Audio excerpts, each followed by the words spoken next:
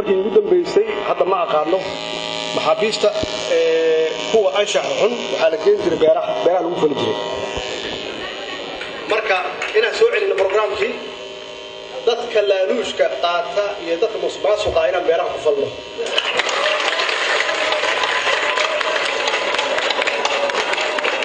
si ay u quudiyaan dadka masaakiinta ay hantidooda qaateen oo aaminay si ay dib ugu quudiyaan carruurtaan yararka ah siday u quudiyaan waa inaan beerihii soo celinno oo aan howlgelinno aysan noqon xabsiga meel lagu nasto ama lagu cayaaro ama TV lagu fiirsadeen ee noqoto meel shaqo ka socoto qofku waa inuu wax production sameeyo way qofku wax soo saaro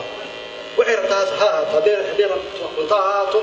haddii rabto qalab ha ahaato waxay rabtaa meeshu inay noqoto meel shaqo ka socoto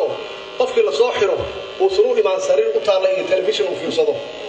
hawshaasna idinka aan ka rabaa qorshaheeda iyo barnaamijkeeda inaad keentaan وانا محسنتين ان شاء الله وانا اسكو سو نقدونا